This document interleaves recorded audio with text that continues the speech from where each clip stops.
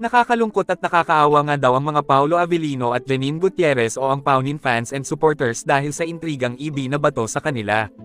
Narito ang buong detalye.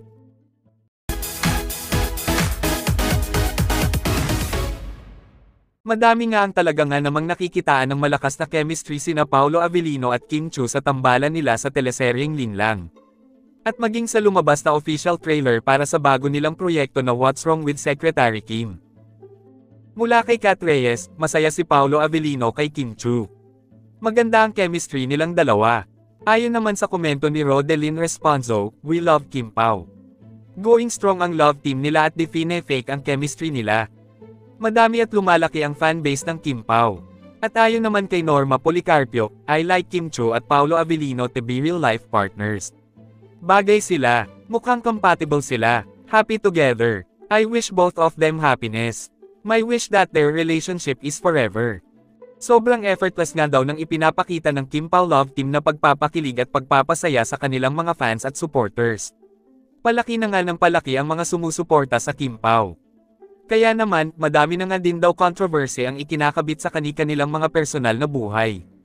Katulad na nga lamang daw ng relasyon, di umano, ni Paolo Avellino sa dati din niyang ka-love team noon na si Janine Gutierrez o ang Paunin love team.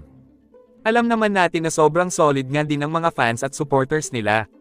Simula sa unang proyekto nga nila, ay talagang nandyan na ang mga Paunin supporters para kina Paolo at Janine.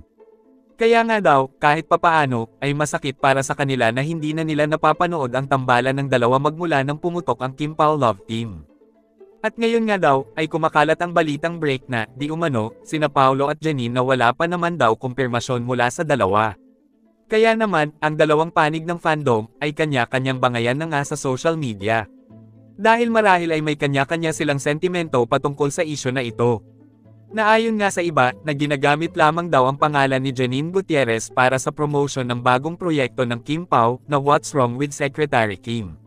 Na alam naman natin, na kapag pinag-uusapan, ay mas lalo nga namang iingay ang pangalan ng bawat isa. At damay na din doon, ay ang libreng promotion ng kani-kanilang projects. Ngunit sa kabilang banda, ang sentimento naman ng panig ng Kim Pao, ay hindi na di umano nila kailangan ng isang Janine Gutierrez. Dahil sa di umano'y masikat at namamayagpag ang career ng isang Kim Chiu. Alam naman natin na parehong mahuhusay na mga artista sina Kim Chiu at Janine Gutierrez. At madami na din silang napatunayan sa industriya. Kung kaya't mahirap at masakit nga daw para sa mga fans kapag may ganitong mga intriga na pinagdadaanan ng kanilang mga idolo. Kayo, anong masasabi nyo tungkol dito? Just comment down below. Thank you for watching and see you on my next one.